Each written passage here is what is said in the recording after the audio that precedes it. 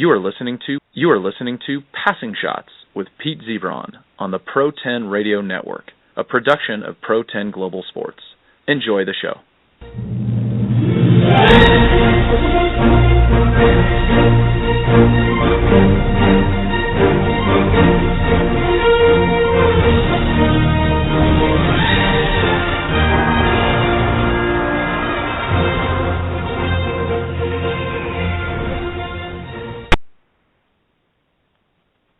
And good evening and welcome to Passing Shots on the Pro 10 Radio Network. Today is Thursday, February 26th, 2015. Pete Ziebron of Tennis Acumen, joined this evening by Stephanie Neppl of I Have a Tennis Addiction. Welcome this evening, Stephanie. Thanks, Pete. Glad to be here for our fourth show. Indeed, and third consecutive week in a row where the WTA draw is absolutely loaded. We had a beauty of a tournament in Antwerp a couple weeks ago, last week in Dubai, and this week in Doha. We did have Simona Halep pull out after winning last week in Dubai. And your thoughts on the champion that has a little bit of a history of winning a title and then not necessarily coming to answer the bell the next week at a big tournament? Well, you know, Halep's a top player when she gets criticized for pretty much breathing, but, you know, she has had a little bit of a history of winning a tournament, pulling out the next or vice versa. But in this respect, I mean, she came into Dubai with a little bit of rib pain. There was actually speculation that, you know, the rumor mongers that she might pull out, but she obviously won in Dubai, and then I think a smart move on her part to play Dubai and Doha and then basically go into, you know, Indian Wells and Miami. It's just a lot of tennis, and, you know, when you win a lot, you play a lot, which means you just don't get those breaks, which she really does need if she's going to keep contending. So in this, I'll give her a slide on this one. I think that was a good move for her to pull out, and well-deserved after a really good run, really good win for her in Dubai. I agree, and already it's only late February, but a lot of tennis has been played. We've seen that a little bit with Pliskova, with deep runs the last 2 weeks. Obviously, had a loss, maybe a little unexpected this week, but at the same point in time, playing 3 consecutive weeks. I get that. Maybe Simona, obviously, she knows what's happening in her world with respect to her game and physically what she's able to do. I agree with you. I'll give her a pass on this one as well. And someone who is advancing nicely through the draw, a wild card in this tournament stuff, Victoria Azarenka, very impressive first-round win over the number 8 seed Angelique Kerber, 11-3. Followed that up with a tussle against Svitolina, got through that in 3, and then took out Caroline Wozniacki today, set up a very interesting semifinal with Venus Williams. But again, with respect to the fact that Azarenka was on the shelf for so long, even if she does very well here, she's still going to might be seeded going forward, but a dangerous floater, as we say. And your thoughts on Vika's performance so far this week? Well, since we haven't seen her since Melbourne, and obviously we've had the off-court intrigue with her coaching change, and so she is in Doha with Wim Fissette. She spoke a little bit about him and said she thinks their personalities are matching up well, which is a good sign early on, and she's hoping that partnership continues. But, Kerber, we could talk about her separately. She's obviously not having a great start to 2015, but 0-3 win over Kerber is a pretty dominant win for Dominika. And, that match with Svitolina was fantastic. She's a feisty player. She obviously took Serena to 3 sets in Melbourne this year, and that was a great win for Vika to get through. She had some real sloppy parts of that match, but she is we use the word fighter a lot, but she really is a fighter, and she sort of overcame some horrible serving, particularly in that match. And this morning, the match against Wozniacki, they've just played in Melbourne. Vika's just too strong for Wozniacki, who when she was dominant, really didn't make a lot of mistakes and, just kept the ball in play. And she just seems to be, I don't know if it's part of her trying to be more aggressive, but she definitely makes more mistakes these days. And, the match was kind of, the scoreline, I suppose, was almost ignored by the Twitter world and tennis world because of some drama that happened on court. Did you happen to see what had happened with the call towards the end of the first set? I just saw a little bit. I wasn't quite following exactly what was going on with respect to that. Well, basically, Wozniacki was serving at 3-5 down, and she served a let that trickled, just hit the top of the tape and trickled over. There was no call, and so Vika the ball was clearly wide. You could see it, on any photo of that shot. But Vika challenged, and the Hawkeye wasn't available. And so the rule, of course, is if Hawkeye isn't available, which does happen, it is a machine, and so the original call stands. So that's fine, but then Wozniacki was adamant that she should get a first serve and not a second serve. Well, she kind of held up, because she was complaining about it, and she basically demanded, I don't even think she even thought for a second, she basically asked for the supervisor right away. So the chair umpire, explained what happened, and the supervisor was trying to tell Caroline that she doesn't get a second serve at any time. She doesn't get a first serve. That any time Hawkeye isn't available, they stick with the original call. And she was arguing, well, it's taken so long now, I should get, a first serve. And, of course, the supervisor said, or maybe it was Twitter, well, you're the one that's basically delayed this, so no, you don't get a first serve. And there's a great images of Vika kind of throwing her hands up at the umpire saying, are you kidding me about all of this? And even said to Caroline, are you serious about this? Like, it was clearly wide.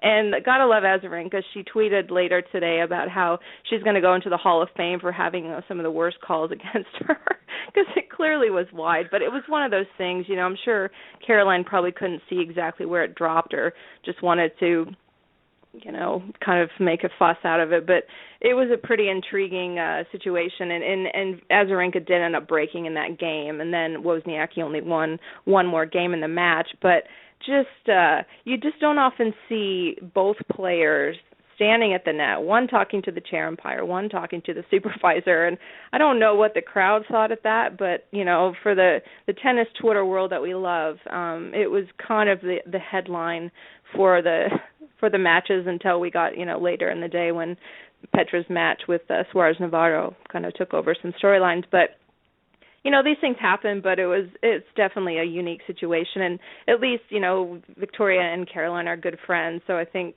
that's why Azarenka kind of joked, not even joked, but said, are you kidding me? Like, it was so out. But regardless, another big win for Victoria, and she's into the semifinals here. And like you said, she is a wild card, which, her ranking's at least going to go up to about 40 from making the semis, and obviously a little bit higher if she wins that match. But how have you thought about Vika's form since she's this whole week? I really like it. She's got some nice wins, as we talked about here this week. And just going back to that point, that controversial point, Rob Koenig and Jason Goodall were in the booth, and it was the point was made that both players were robbed. So that was very interesting. But the scoreline against Kerber, even though Kerber is on a little bit of a roller coaster, the 11-3. Very impressive scoreline. Vika lost early in a tournament prior to the Australian Open. Did, as you mentioned, get Caroline at round 2 at the Australian Open. Bad matchup for Caroline. But I really like Victoria Azarenka's form this week and with respect to her results. In fact, she's 0-4 against Venus Williams, and head-to-head they're going to play tomorrow in the semifinal. I'm actually going with Victoria Azarenka. No disrespect to Venus, who's also obviously had some great results this week, taking out Delacroix in 3, Strakova in 3, and Radwanska in 3 as well. But I'm thinking, Victoria Azarenka is back, if you will, and this tournament is really showing me quite a bit. A little bit of rust still in Melbourne, but I think she's fighting through that. And as you mentioned, Steph, the new coaching appointment of Fissette, boy, almost paying some immediate dividends like the Madison Keys appointment of Lindsay Davenport as well. Well, Vika, it's hard to remember sometimes. I swear I don't remember things from one set to the other, but, Victoria is definitely going to net a lot, and she is looking for short balls and just really trying to really step in. And so that was one thing I noticed in the match against Svitolina, is that she was just getting up to the net as much as possible. And she's always had pretty good hands up there. I mean, she's not someone who has always been pinned to the baseline when she plays, but that's something that's really kind of standing out for me. And I don't know if that's any influence with her new coach or if that was something that I'm just forgetting that she was working on, in the past. But that's standing out to me a lot. But certainly going into the match with Venus, I mean, it is a toss-up. I mean, Venus has struggled. She's needed 3 sets to get through all of her matches this week, and she's even acknowledged that today after her match that it'd be nice to not have to, I would like to win in 2 sets. Winning in 3 is obviously not great for her, but that match with Radwanska today, I only saw the 3rd set, and one thing I took from it is that Venus is struggling a little bit to kind of end the points, and I noticed that against Strakova as well, where she just she'd get a short ball, she'd get up by the net, and you think, here's Venus at the net, like, you're done, but she just isn't quite getting those balls put away, and obviously Strakova defends well and Radwanska as well, and they are hard to put away. But Venus is going to have to kind of not have to hit so many more balls to end points, and oftentimes she was losing these long rallies that it looked like she had balls to put away and just couldn't quite get the last shot where she wanted it. But her serve has been a little suspect as well. I think Radwanska at one game today where she broke her, I think, hit winners off of 3-second serves. Well, that's just not going to work. But in saying that, Azarenka's serve is a little suspect as well. But I kind of feel like Vika's going to get Venus this time. I do think that she's just playing a little bit more consistently. I'm excited for that match. I mean, I'm shocked that Azarenka has never taken a set off Vika. Off Venus. Yes. In 4 matches, and they did play. When Vika's been in her prime. I mean, they played in 2013 in Tokyo. Obviously, last year Stanford. Vika has had a great year, and Venus won 6-4, 7-6. But as much as I love Venus, I think that she is going to lose this one, and Vika's going to get into the final. But I'm hoping for a really great match. It should be a screamer with lots of very hard-hitting tennis. So big babe tennis, which as much as I hate that, it is kind of what I think about when some of these really big hitters take each other on the court. So looking forward to that one. So I agree. I think we're going to see Vika in the final. Yeah, and just going back, I saw the back end of the 2nd set of the match between Venus's win over Radwanska today, where Radwanska really was playing very well toward the ends of the 2nd set. Obviously, won that set quite handily, and looked to be in command of the match at that point in time, only to have Venus steal it, if you will, breaking very early.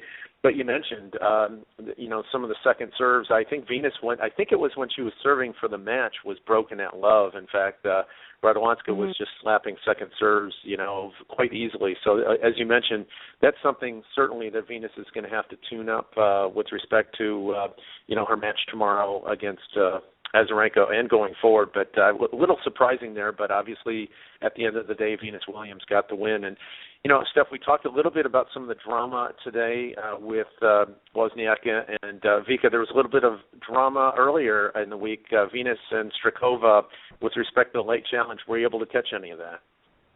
I did, and, Barbara Zaharovich-Strakova, which I'm sure I'm saying her name badly in 20 ways, is, she's having a pretty good year, and, she's played in some pretty compelling matches. She played Wozniacki, I think they've played 2.5 times almost this year, but Strakova's she's a tough player, and she's got great variety in her game, and I enjoy watching her for her tennis, and also the fact she's kind of a little nuts.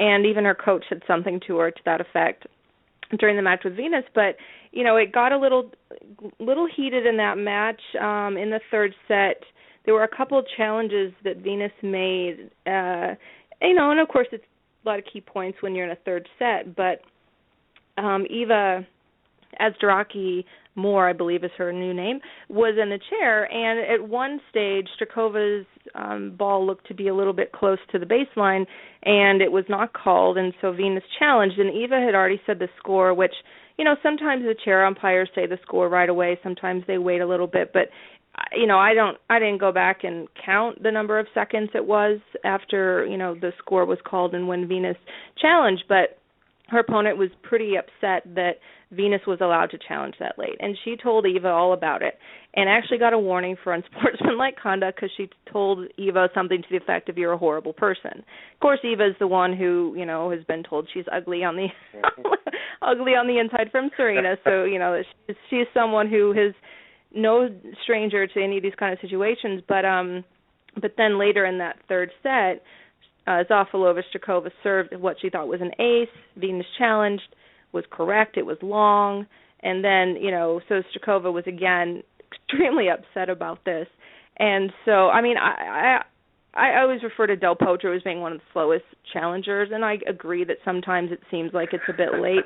I really didn't think either of these were particularly late, but in saying that, I didn't count, so that's fine. But basically, Venus pulled out a very tight match in the third set. She had served for the match and got broken. She faced a match point.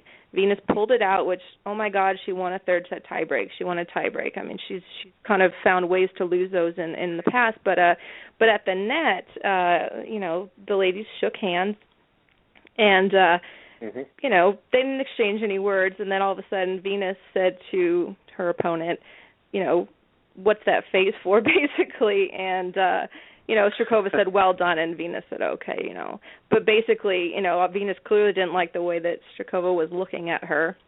And so, that was pretty interesting. You don't really see Venus get – it's not really confrontation like that at the net, but, it's fine. The Czech is a little bit an intriguing personality, but on her Instagram account yesterday, she tweeted a picture that the top was her and the bottom half was a hawkeye bird or some kind of bird, and she basically, talked about how crap those calls were and how late her opponent was able to challenge and used all these interesting hashtags. So, she was clearly still pretty upset about it. Just add a little bit more color to an already very colorful match. But she is someone who is kind of like Cornet a little bit, where she's just very emotional and can just be screaming at everybody basically on the court. So she was pretty upset about those challenges. But it's just what happens. We rely on lines people, you rely on technology, and sometimes calls are wrong, and the chair umpire has the discretion, and sometimes they get it right and sometimes they get it wrong. But we've just had a little bit of drama like that on the court this week. But at the end of the day, every point matters, and 2 points don't make the match. But it was fairly interesting. What do you enjoy watching Strakova and some of her tantrums she can throw on the court?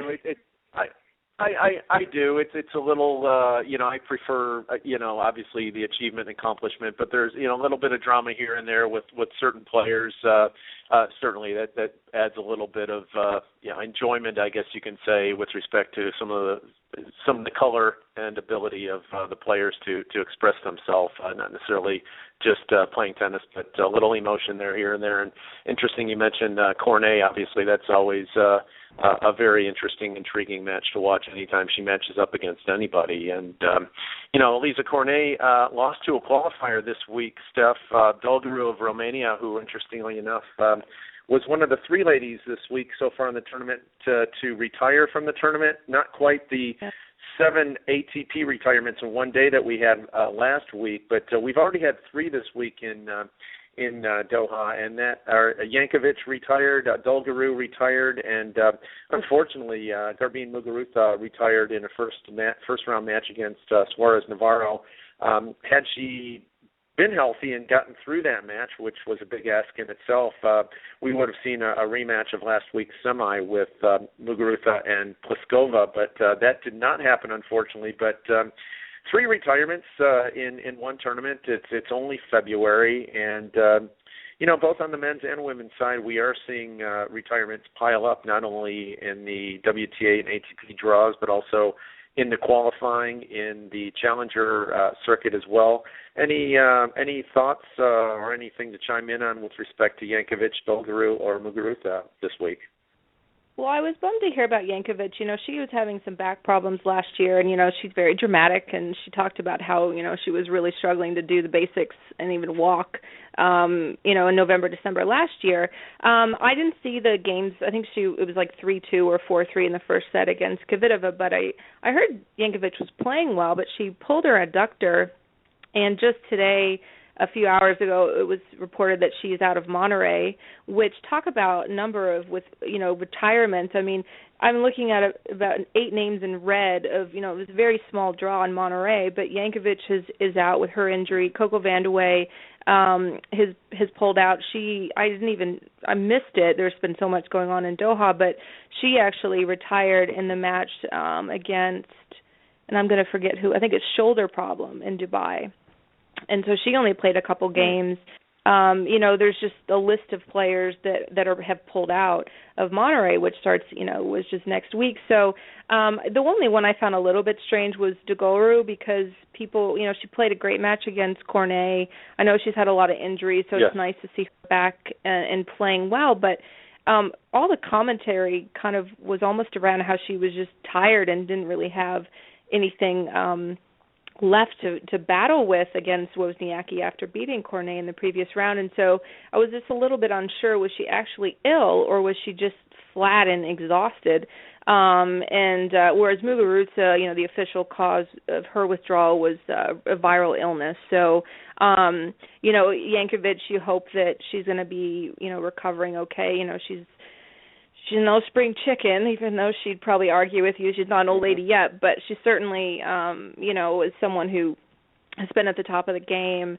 She was on, had a great kind of run back in, I think, 2013, and then last year wasn't a great year, and now she's battling all these injuries, and, it's a little bit tricky for someone kind of at her stage of her career to really have this many injuries. And also today, a match we'll talk about a little bit later, but Petkovic, who we've talked about, has just been plagued with massive injuries.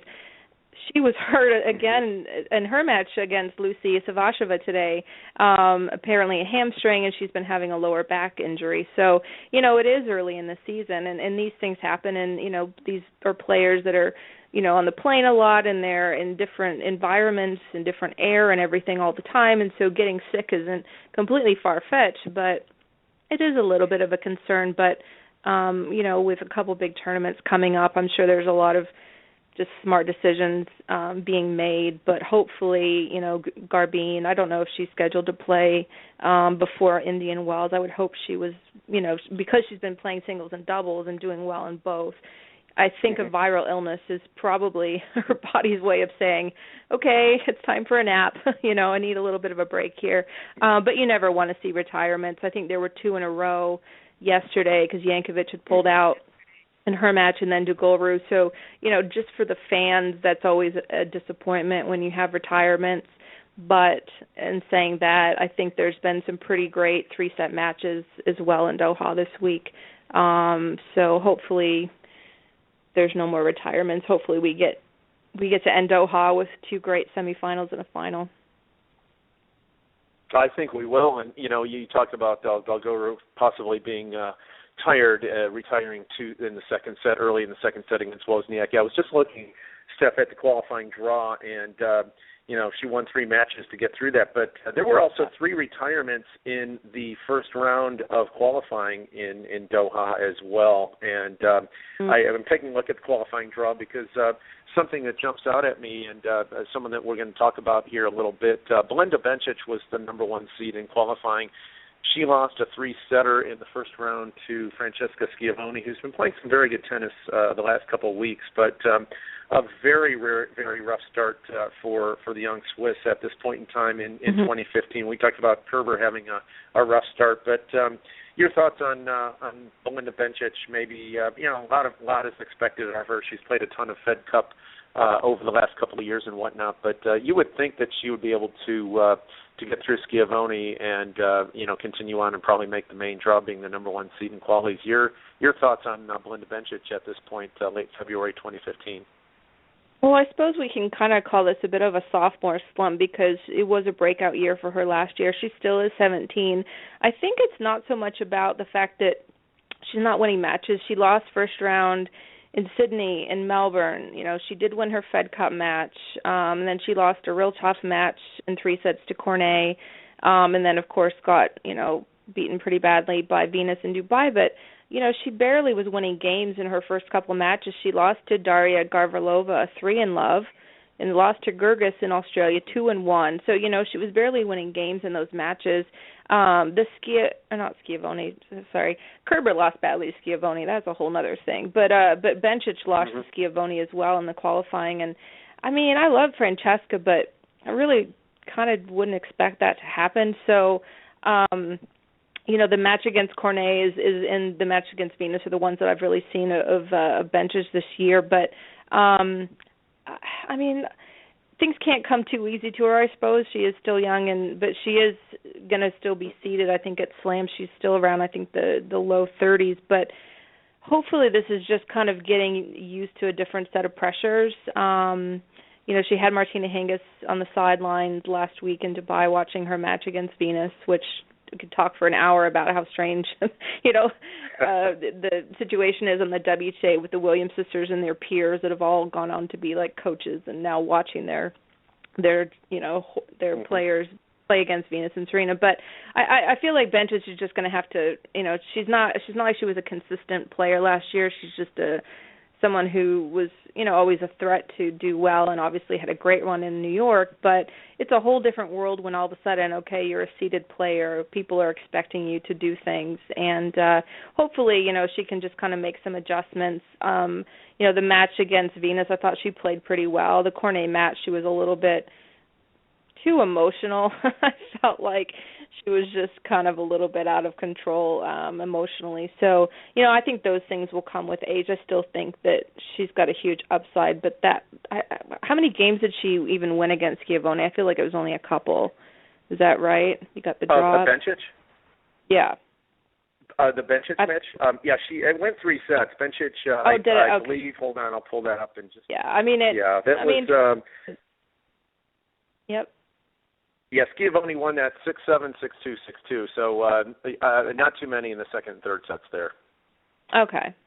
So, Francesca is a Grand Slam winner. She's been top 5. She certainly still knows how to win, but she hasn't really had great results for the last couple of years. But keep an eye on Bencic. I mean, I think that she's still got so much to learn about, keeping composure on the court, but she definitely has the strokes. I mean, I still covet her backhand. It's a pretty impressive shot. But hopefully she'll have a little bit of a turnaround, but she hasn't won, she's really only won that first round match in Dubai and then the one match in Fed Cup. So not a super great start to the year. And like I said, you mentioned Kerber. She's even 500 this year. She's 7-7, and the fact that she did lose 1-1 last week to Schiavone and then lost 11-3 to Vika this year. Do you have any insight on Kerber? Is this just kind of her?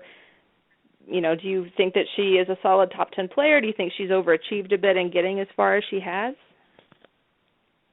Well, it's almost like a Guillermo Monfils on the men's side. Whereas Monfils is 5-17 in finals, I think Kerber is something like 3-11, dropping the last 7. So, she's lost. She gets to some finals, and then plays somebody. I think she lost to Monica Puig one time. I can't remember who else, but so she goes deep in tournaments for the most part, and I don't think she's anybody that somebody wants to play because big name, big game, if you will, but just. And one thing that really impresses me about Kerber is her ability. She's really a gamer with respect to Fed Cup. She really enjoys playing for Germany and does quite well in Fed Cup. But and you're looking at the draw. I mean, she's the number 8 seed. She's number 12 in the world, and so she's getting results here and there. It just seems that when the spotlight is on Angie Kerber, it just doesn't happen for her. And hard to say. I really can't put my finger on it. You mentioned she's 7-7 so far this year, and I've enjoyed watching her play, but I'm scratching my head as to why we're not seeing better results from her more consistently. Yeah, I mean, I remember in 2012, she played in Auckland. I was working for the tournament then, and she had a good run, and then followed that up with making a bit of noise in Melbourne. And obviously she had made the semifinals at the U.S. Open in 2011. And I remember at the time, not even I think I was getting her confused with another player on court on the women's tour that had a similar name. Like I really didn't know anything about her. I really enjoy watching her play, and a lot of people are very negative about Kerber, whether it's her on-court demeanor or the fact that they call her Dun Kerber. She doesn't care anymore about the match, and then all of a sudden she'll decide to care and play better. But I just enjoy her game. I mean, I don't consider her just a defensive player. I've seen her play very up close, and she definitely doesn't powder puff the ball over the net by any means. And she's deceptively good mover. Can hit some amazing backhands if you get her out wide. I mean, the angles she can create are fantastic, but I just don't quite know what's going on with her at all. But I'm hoping that she kind of can steady the ship a little bit. But she's certainly out of the top 10, and I'm not sure if she's going to get back in because there are some other players that are really knocking on the door and having a really great, just consistent couple weeks here and start to the year, including Carla Suarez Navarro, who upset Petra Kvitova for the second straight time. Did you catch that match, and what did you think about Carla getting another win over Petra? Well, I didn't see the match, but I'm not surprised per se, given a couple things. I really like Suarez Navarro's form, how she's been playing the last couple weeks. Let's not forget she got to that final that she wasn't able to play against Petkovic in Antwerp. Had a good week there, and then we took a look. We spoke at the top of the show, Steph, about the draws here in the WTA action the last 3 weeks, and let's look at the semifinal. Suarez Navarro is going to play Shahapova. Suarez Navarro beat Muguruza first round. Granted, it was a retirement in the first set, but Muguruza, Pliskova, and Petra Kvitova to get to just the semifinal here in Doha, where she's going to match up with Lucy Shahapova, who's beaten in her own set of the draw here, Sam Stosur, Makarova, and Petkovic. So, I mean, there is everywhere you turn in these last 3 weeks on the WTA, if you're playing these events, you've got a gamer and a gunner each and every time. Getting back to your question, I'm not surprised by the fact that Suarez Navarro, the number 9 seed here, took out number 1 Petra Kvitova. I just think that she is playing better and more consistent tennis, really for the last few weeks. Petra, as we've talked about before, come summer, come grass, 2 Wimbledons under her belt. We talked about, her possibly winning other majors. Not quite, we're not in major territory right now. Suarez Navarro, the names that she's beaten this week, and I actually, looking at the semifinal against Shahapova, she's 0-2 head-to-head. I think the last time they played was about 3 years ago, but I'm going with Carla Suarez Navarro to get to the final, taking out Lucy tomorrow. I just really like the form and what I've seen the last couple of weeks. I didn't see the match against Kvitova, but I like what she's been doing the last couple of weeks. I forget she's only 5'4". She's then you see her at the net against with Kvitova, and you think, gosh, she really is small. She's always been someone who everyone's ogled over her one-handed backhand, and it's certainly fantastic. And, I guess one thing that I noticed a little bit of the match, I didn't watch all of it, but Carla just, she was just, I feel like she was flying on the court. You could tell she was just feeling it. And, Kvitova was just scrambling. And I thought Petra looked a bit slow. I thought she looked late to a lot of the shots. And and Carla can just hit the most amazing angles, and she was just playing much better. But I have to give some context to the flow of this match, because Petra actually won the first 13 points of the match. So I mean, she started off extremely well and was able to win that first set, and then Carla won 10 straight games. So she was leading, after that first set, 6-love, 4-love.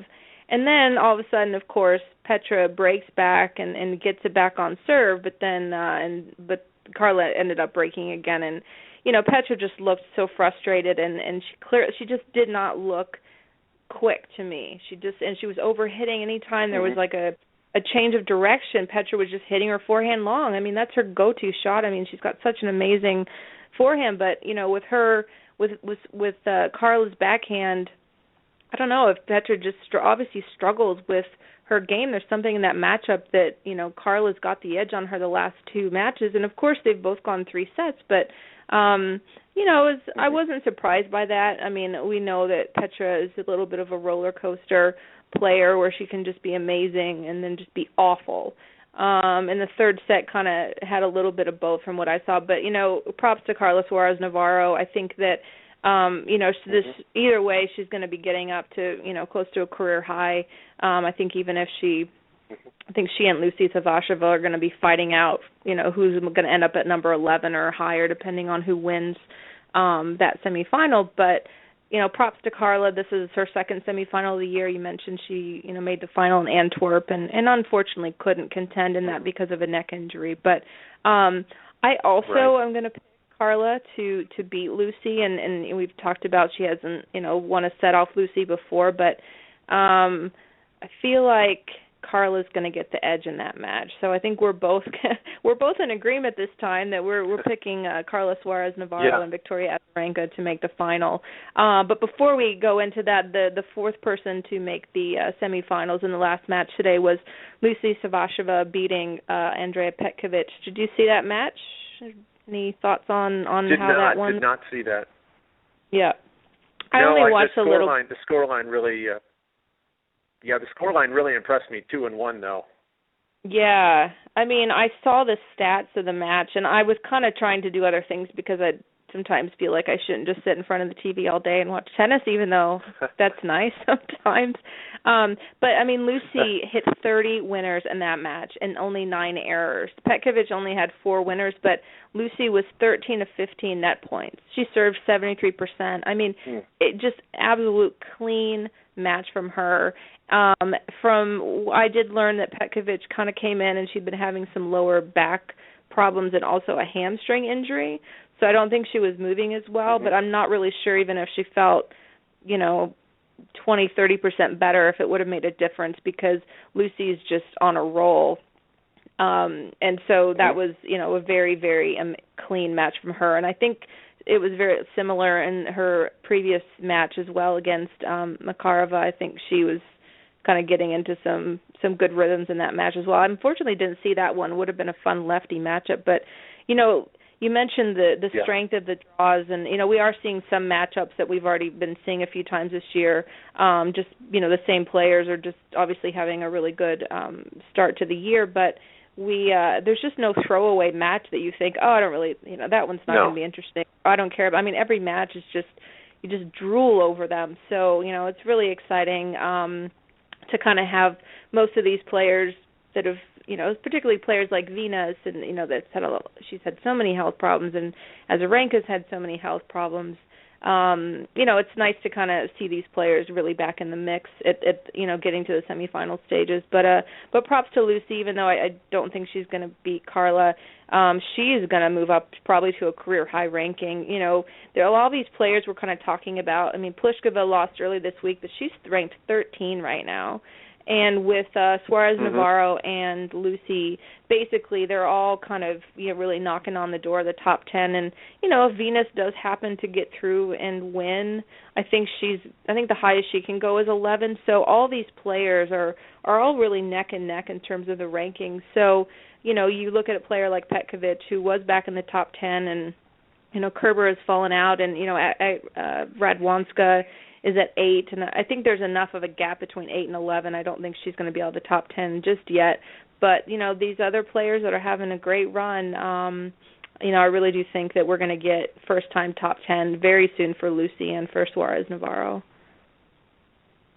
I completely agree, and a nice treat with both these players also. Lucy winning the Australian Open in doubles this year with Maddox Sands, and Carla Suarez Navarro certainly plays her share of doubles. So, we talk about some of these players and their they're running up the rankings. I mean, I love the fact that they're playing so much doubles as they do quite regularly on tour. That absolutely has to help with their games here. Their net play. You mentioned Lucy coming in net and et cetera. And the doubles play really comes into play. And Steph, right before we go to break, we obviously when we come back we will talk about Acapulco as well as the events, the titles that were earned last weekend. But we both have, despite the fact that Azarenka is 0-4 against Venus, we both picked Vika. Despite the fact that Suarez Navarro is 0-2 against Lucy, we both picked Carla. I'm actually going with Vika to win the final over Suarez Navarro. How about you? Yes, I think this is Azarenka's match. I mean, don't forget Azarenka has won Doha twice. I think she's on a 13-match winning streak here. So, I mean, I think she was asked on a court interview the other day, does this feel like your house? She's like, yeah. I mean, she's just had great results there. I mean, Venus did win Doha in 2008, I believe, when it was the WTA Championships. But, this is a tournament that Vika has done very, very well at. So I do think that she is going to win her third title here. Yeah, okay. Interesting. We, even though both ladies have not won a set against whom they're facing in the semis, we're both going with them. And we both, Steph and I, have Azarenka over Suarez Navarro for the Doha Championship. And Steph, when we come back after break, we'll talk about Acapulco and as well as last week's titles when we come back right after this. Hey, Thirst, can I try out a few Coke Summer sound effects on you? Cool. You okay with this? And this? And what about this?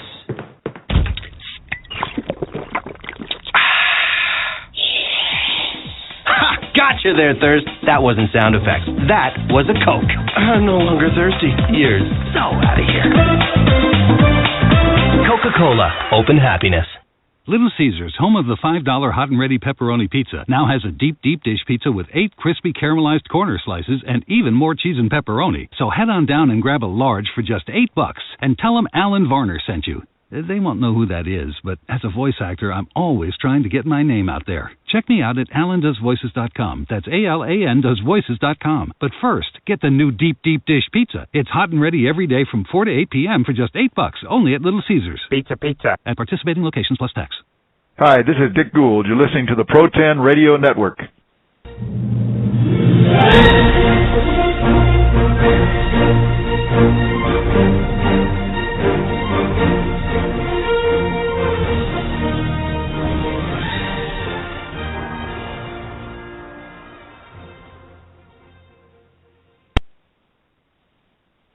And welcome back to Passing Shots on the Pro 10 Radio Network. Pete Ziebron of Tennis Acumen with Stephanie Neppl of I Have a Tennis Addiction. And Steph, we also have another tournament going on this week in Acapulco, Mexico. Maria Sharapova is the top seed in this tournament, and she's breezing through the tournament fairly easily. Has a big lead tonight in her quarterfinal as well. But some nice opportunities for other players to get through and earn some wins. We've had some other up and coming names in this draw as well.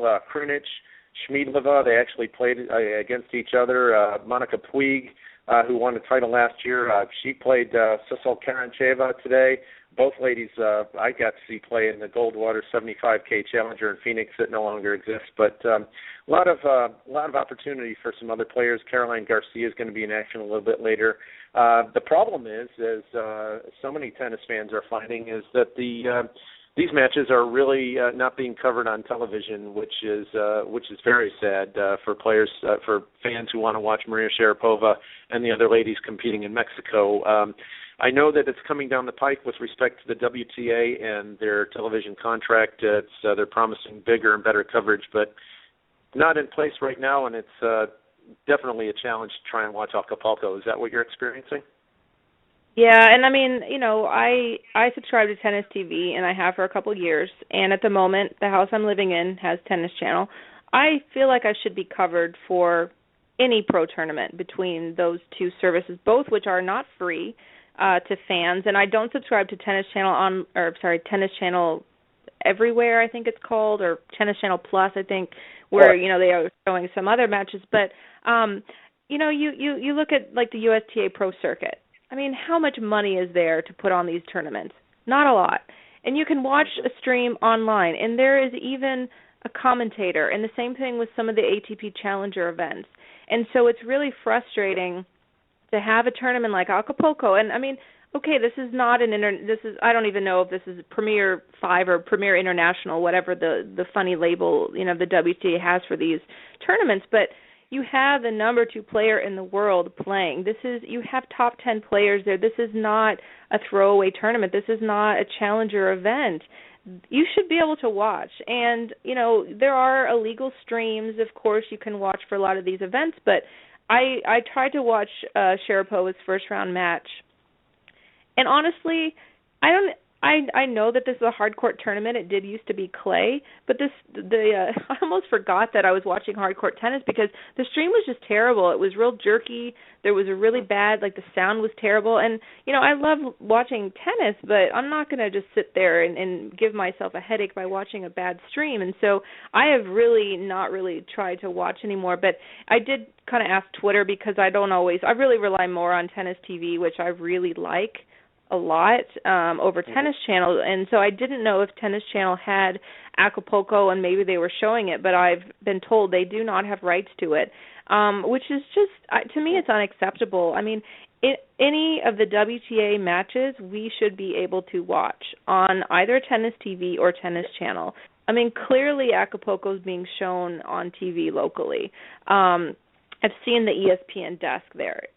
Someone can be getting these matches on. And so I know that the WTA, they talked about in Singapore about how they're going to be making more matches available, and that's great, but it just kind of brings the point home when you're trying to watch Maria Sharapova play a match and you can't unless you watch a really bad stream. And sometimes those streams, people get viruses on their computers. So I'm a little bit leery sometimes of watching some of those streams because it's just annoying. Pop-ups, you've got streams dying, and it's just really unfortunate to be in 2015 and still not be able to watch, some of these top players play.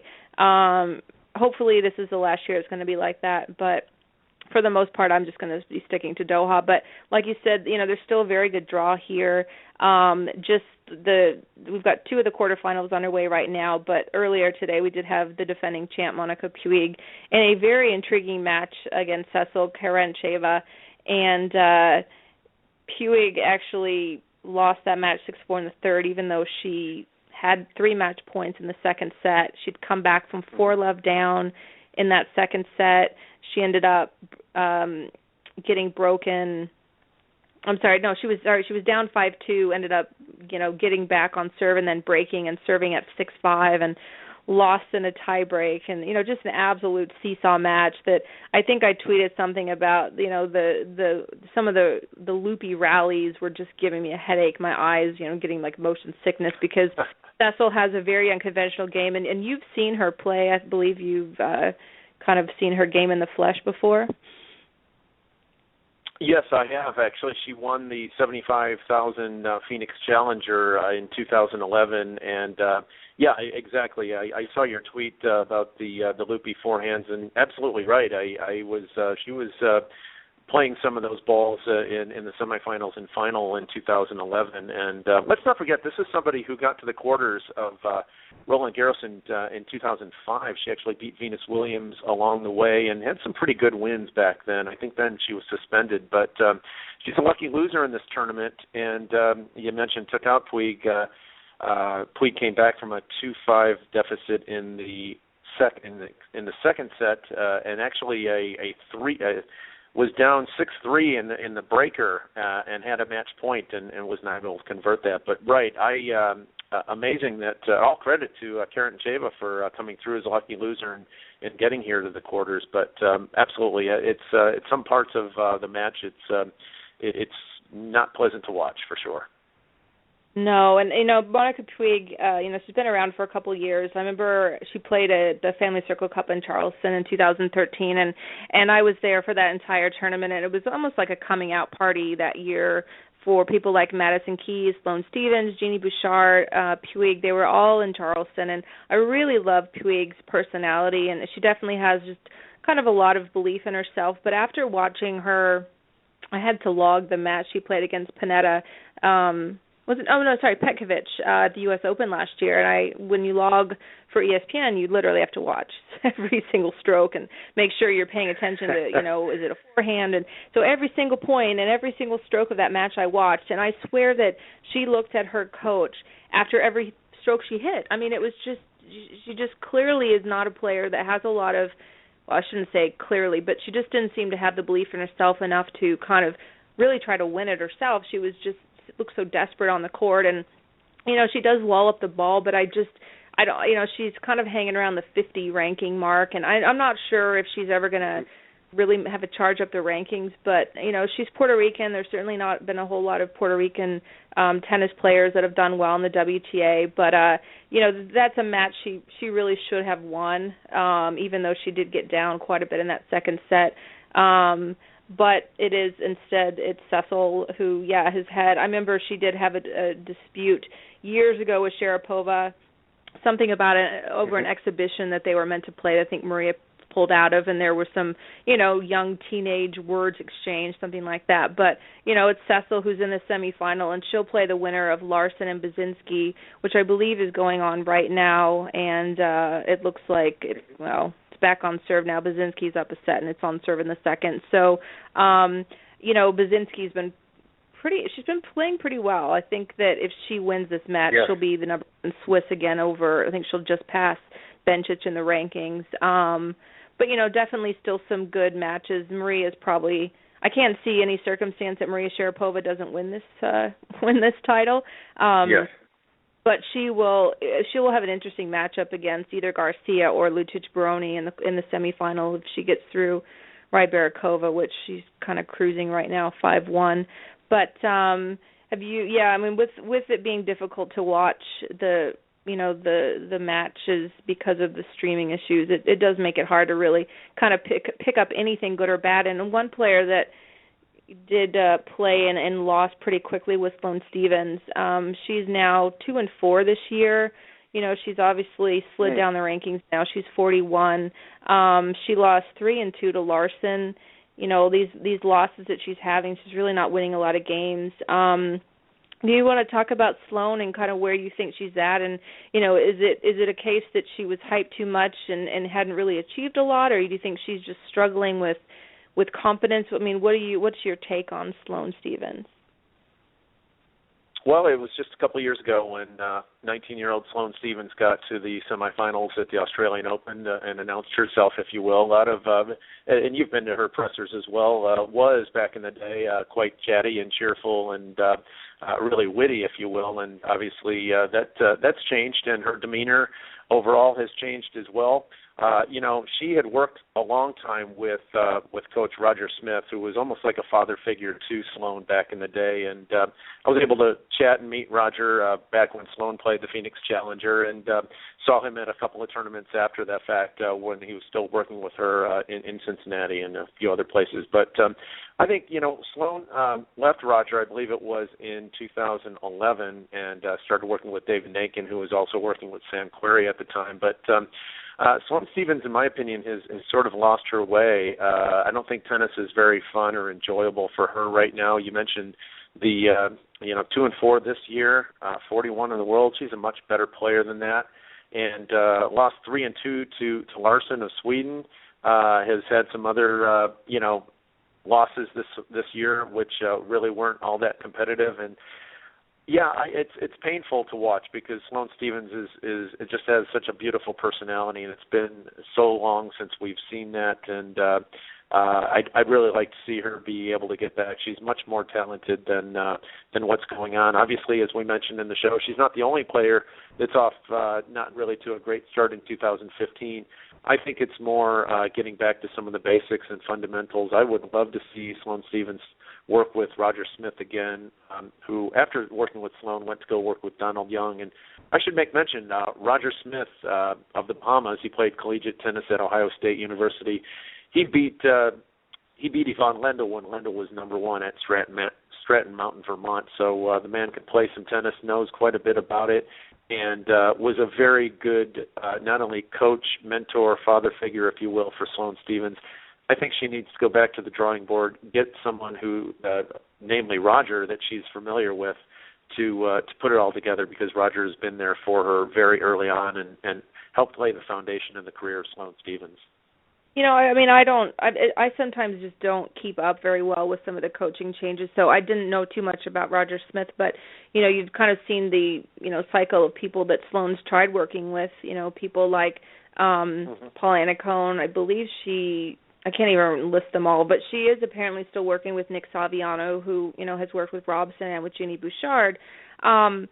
But you do kind of wonder, should she go back to something that was more familiar, almost like when you've been away from home and you're like, I just want the comforts of home, after you've been gallivanting all over the world or something like that, like I have in my life, where sometimes you go, okay, I want to go back to kind of what I'm most familiar with.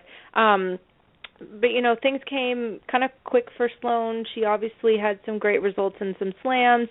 I've kind of gone through the, steps with her where I was kind of disgusted, and then I was doubtful of her talent. I was disgusted by coverage, and then, I was at the Wozniacki match in Miami last year where she, I believe, won one game, and, she just looked completely lost on court. Like, she just had zero idea what to do. And it was just, I don't remember if people booed her, but it felt like one of those situations you were so disappointed because I thought that was going to be a very good match. And now I kind of have at the sadness for Sloane and kind of where she is right now, and I really do hope that she can find some, whatever she needs to get that stability. And if she can just wall up the ball, and she never had the best footwork out there, but I think she's an amazing athlete, and she, has unwielding power. I was at the match against Serena at the U.S. Open in 2013, and it was tense. That was a very tense match, after everything that they'd gone through that year with, Sloane beating her and then the whole press mess that they went through. And so that match was very intriguing. And she still played a very good match. That's where if I'm going to have someone tell me that she doesn't have any talent, I'm going to question them based solely on that match alone, where, Arthur Ashe Stadium, it's Labor Day weekend. She's playing Serena. She definitely has a shot. It's just, there's just something going on in her head. To me, it's just a mental thing, and I think that if she can get some kind of consistency in the coaching situation, because it is never good to have a coach work with you for a few months and then leave and then go in that cycle. You really need more stability, especially as she's still trying to kind of settle into the pro life. And, I talked to Sloane. I went to a couple events before or during the U.S. Open last year and got a chance to, just interview. She's a fun girl. And so that's why I think it's kind of heartbreaking to see her look so out of sorts on the court, because she just really doesn't look like she has any idea and just not a confidence in herself on the court at all. So I'm hopeful that she can turn this around. I think she's going to get good crowd support in Indian Wells and Miami as she's there. Hopefully that will help. I know she likes to be in the U.S. She kind of talked about that in Charleston a few years ago. But for right now, I'm still keeping her in the hold call. I'm not ready to buy or sell her, but I just kind of do hope we see a turnaround soon. I agree. The talent is there. It's just a bit of confidence, and hope. Like you mentioned, Saviano's with her now. I'm hoping that some improvements can be made in the course trajectory of Sloane Stephens in 2015. Completely agree. And last week, Steph, we had Simona Halep winning the tournament in Dubai, and probably the match of that tournament was the semifinal between Muguruza and Pliskova. Pliskova winning a long marathon match. I think that was almost 3 hours long, and then eventually Simona Halep, who took out Wozniacki in the other semi. Simona Halep got the win there. We talked about her not playing this week, but wow, what a match between Pliskova and Muguruza. This is quickly becoming a must-see match, if you will, and it's too bad we didn't see that second round this week. But at the same point in time, credit to Halep for winning in Dubai, and concurrent to that, we also had another tournament going on, and Sarah Irani won the tournament as well last week in Rio de Janeiro. Any observations in the semis in Dubai, and as well as Irani winning Acapulco, that jumped out at you? Well, I will concur that match with Pliskova and Muguruza was incredible, and it's very exciting to look at the future of WTA based on young players like that. I mean, just incredible fighters, incredible game, and I like Pliskova a lot. She's kind of reminds me a little bit of Davenport, where she has these just her strokes look so easy, but you always think she's maybe not in position to hit balls, or she doesn't move as well. I mean, she's very tall. I think she's 6'2", but she's just got incredible power, incredible placement on the shots, and a great serve. And so that I'm really enjoying watching her play this year. And obviously, I think she's fourth in the race to Singapore right now. I mean, if anyone deserved a week off after, the runner-up finish in Dubai, it was definitely Pliskova. But I do want to add in that was Halep's 10th title. She won her first title in June 2013. So you want to talk about someone who, is winning and winning often. I mean, that was incredible. I was sort of looking up, Irani, that was her 7th win. And she won, back as far as 2008. So, I mean, obviously completely different players and stages of their career, but I found it really interesting. I know Halep had an amazing, 2013, was it 2014? Either one year that she won like 6 events. Was that just last year? Mm-hmm. It's all in my screwy in my brain. But, she's obviously in 18 months, almost 2 years, she's won 10 titles, which is pretty incredible. But with Irani, she survived that crazy match against the local Brazilian who ended up cramping and losing, had to quit their match in the quarterfinal, I believe it was. But, Irani's got 8 wins, and 7 of them are on clay. I'm never surprised if she's going to win one of these smaller clay events. For me, I don't think that gives me a whole lot of insight on where her game is, because then she went to Acapulco and won 2 games off Puig. So, and I think Puig beat her at Wimbledon 2 years ago maybe as well. I don't think she is too threatened by Irani's game. Right. I think that Irani's back feeling, better. I know the conditions in Rio were awful. I don't know if you've listened to No Challenges Remaining. It's a great podcast with Ben Rothenberg of New York Times and Courtney Nguyen of Sports Illustrated. But Courtney was down in Rio and, definitely was talking about how it's difficult for the players to choose to play there because the conditions are awful. It's so humid. It's so hot.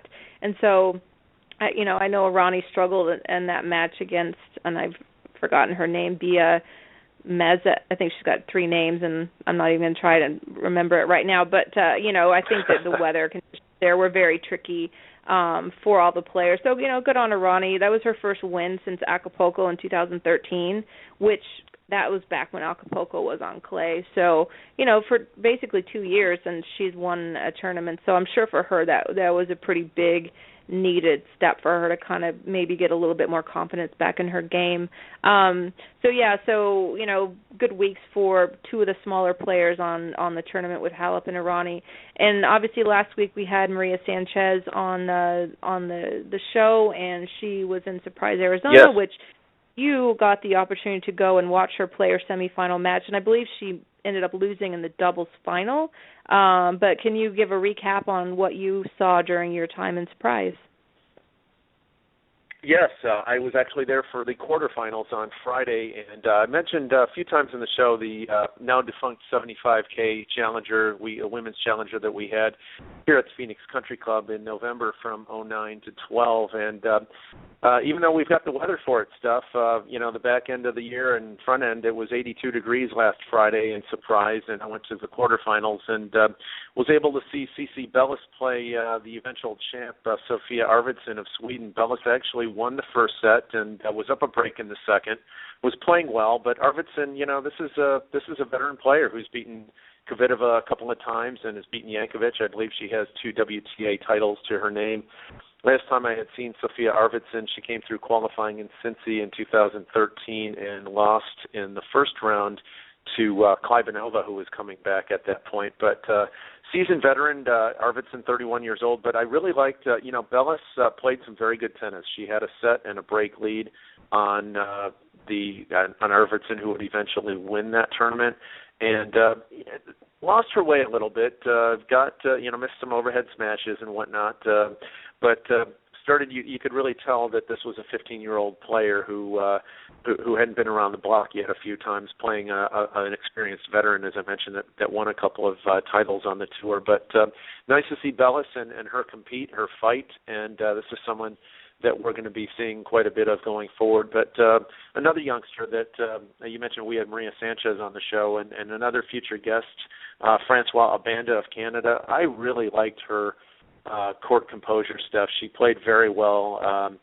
Won a match 1-1. In fact, she had in her quarterfinal and the match in the round before, she had won. She'd only dropped 3 games in 2 matches, so she had been 24-3 in games played, and did actually lose in the semifinal the very next day. But Francois Abanda is someone who, again, is going to be playing. Has played some Fed Cup for Canada.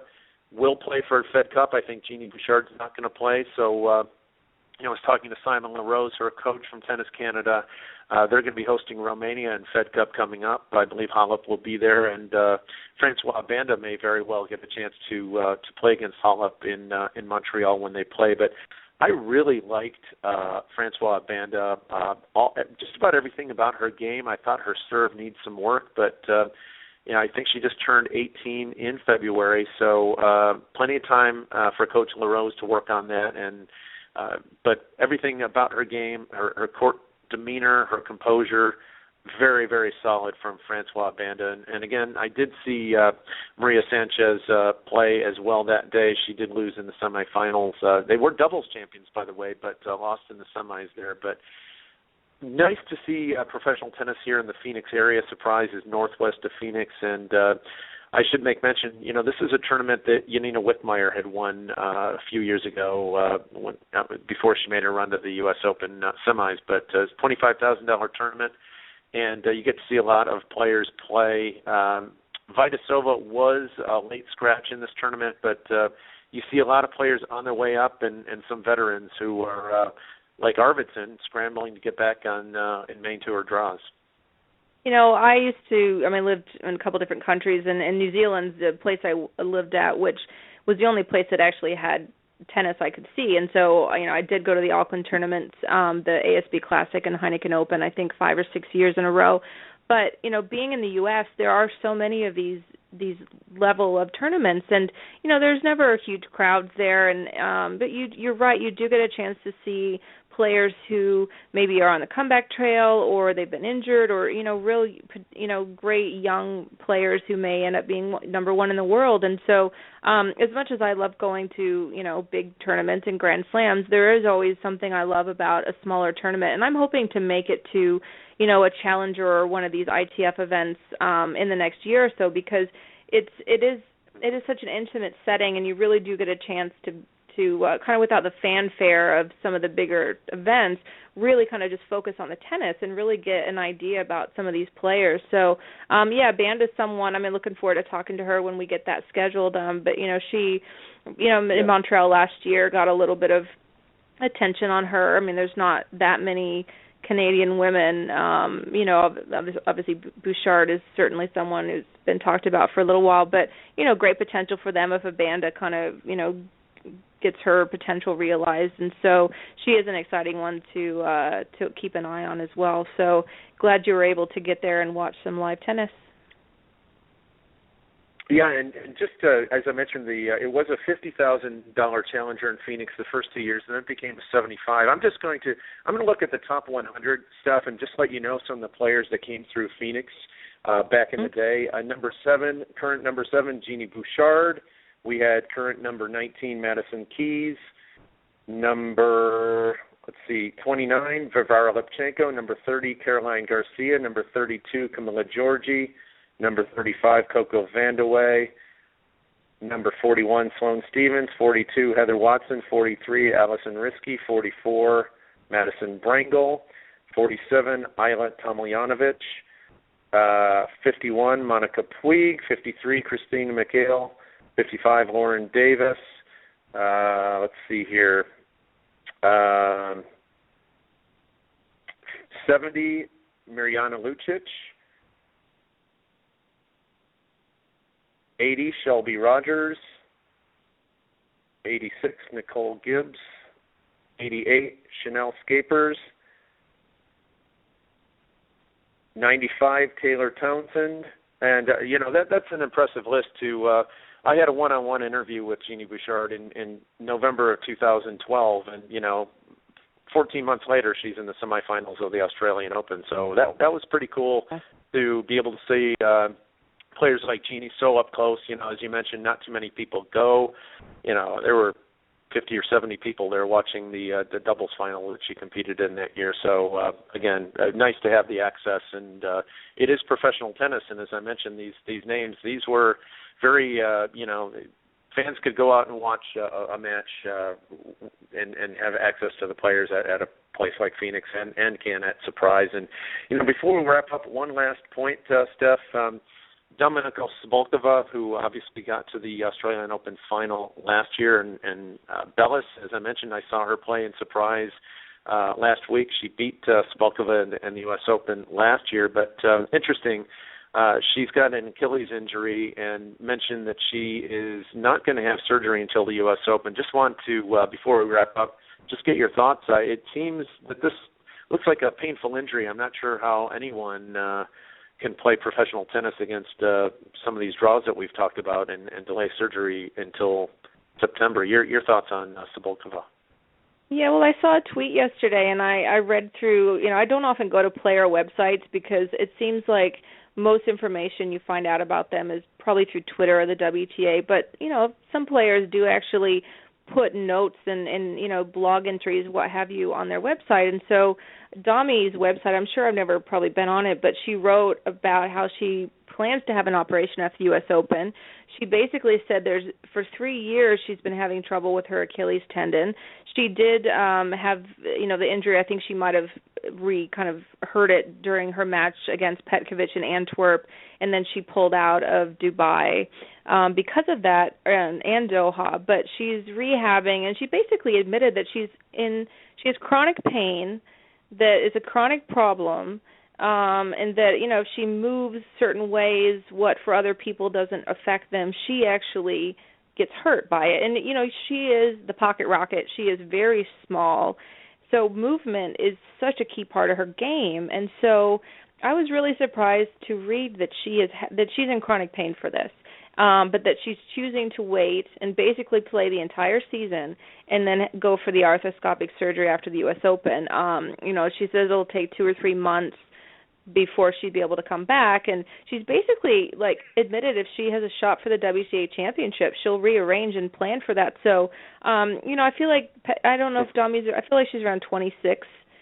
I'm completely pulling that out of my head, but she's certainly not at the end of her career at the beginning, and I'm just kind of questioning the decision making if she is in that kind of pain to delay it for such a long time. I don't know if it means she's going to scale back during the clay season. I mean, that's where she made her first Grand Slam semifinal, and I won't remember the year, of course, off the top of my head, but she's definitely could play on clay. So I was just a little bit concerned to kind of read. I mean, obviously we don't want your players to be playing through, extreme pain. I mean, all of them will have niggles and what have you at certain, parts of their body all the time. But a little bit disappointed, and hopefully, she is going to be able to hold up okay. And, we can always judge judge everyone's decisions, but this is obviously what she and her team have decided is best for her. So a little bit concerning. Achilles doesn't seem like an area you want to really mess with,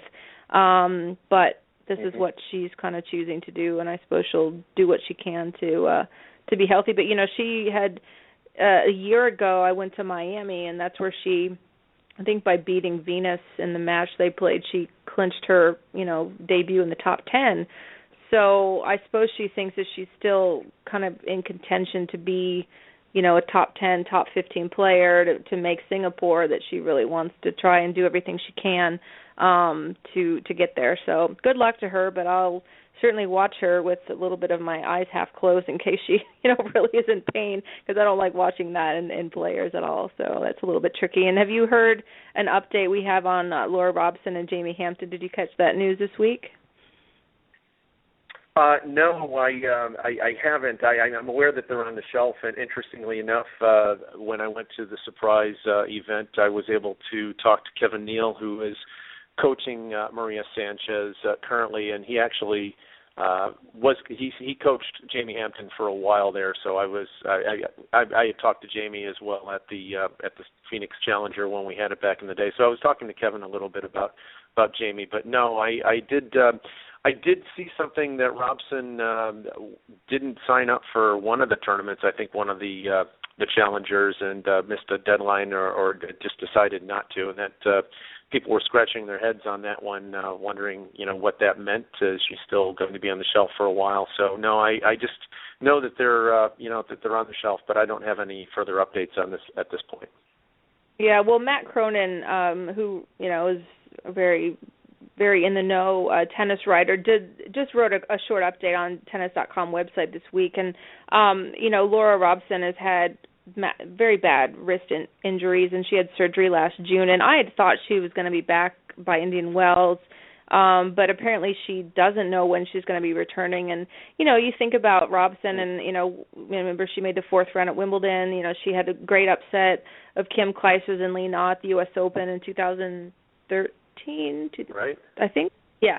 And she cracked the top 30, and was a very exciting player. And she is only 21 years old, but every time you hear wrist injuries, I always think of people like Del Potro, and even Venus early in her career was struggling with wrist problems. And it's just a little bit concerning that Robson's been out a full year now. She only played 2 matches in early 2014, which I don't think she should have played either. I think she was obviously in a lot of pain.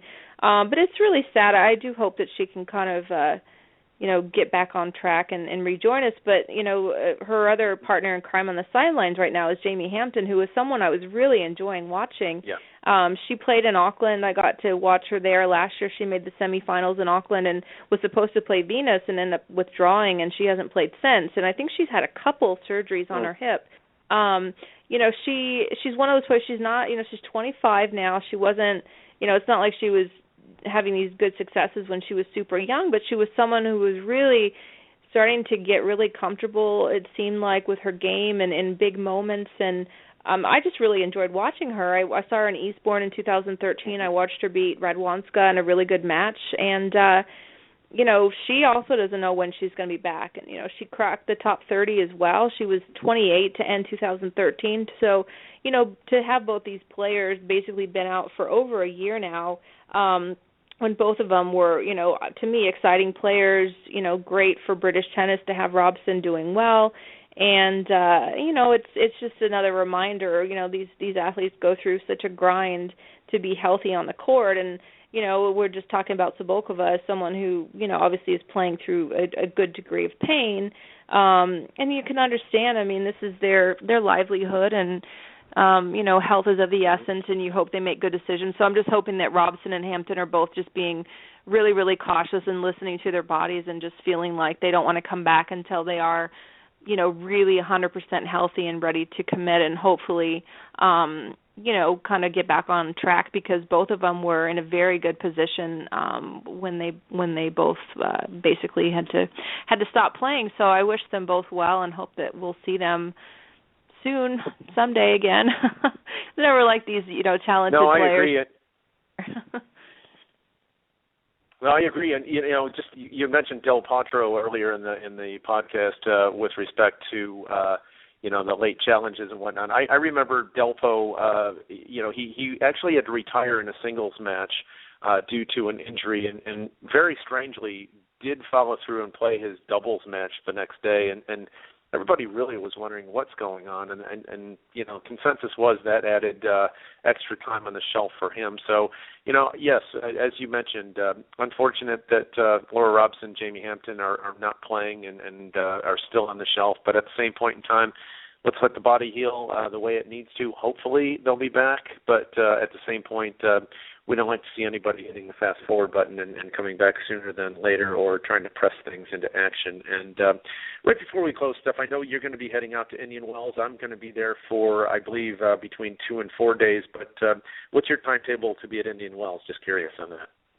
I'm going to be there from the 10th through the 20th, and it's -2 degrees right now where I am, and so I am counting down the days until I'm in 80-degree weather. I will be there for the Tuesday, the 10th so there'll be qualifying, and I believe the men's draw that day, and so I'll hopefully be there through part of the semifinals, I guess. So really looking forward to that, and it should be a pretty intriguing year, considering Serena's back, and just lots of great stories on the WTA as well. I know that's going to really overwhelm the headlines and the intrigue at first, but I do think that there's just so many compelling storylines and so many amazing players who are having great starts to the year. I'm just so excited for Indian Wells.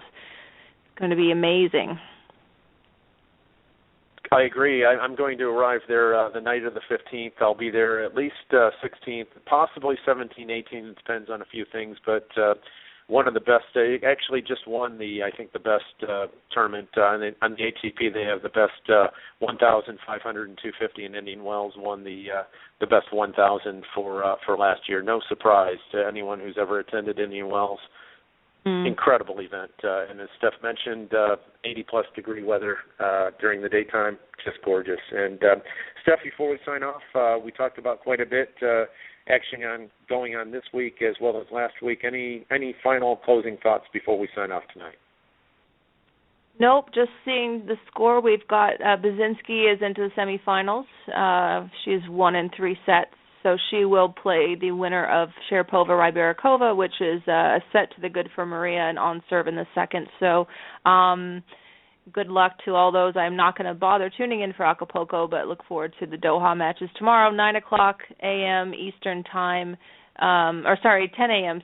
Eastern Time is the Azarenka-Venus match, which I will hopefully be up for. But, nope, looking forward to seeing how Doha works out. Absolutely, completely agree. And all the good health to the ladies. We mentioned a number of retirements in qualifying and main draw Doha, and hope everybody stays healthy, no more retirements, and obviously those players that are not in action, nursing injuries, we wish you the best of health going forward. So on behalf of Stephanie Neppl, this is Pete Ziebron saying good night, God bless, another edition of Passing Shots on the Pro 10 Radio Network. We will see you next Monday night. Good night.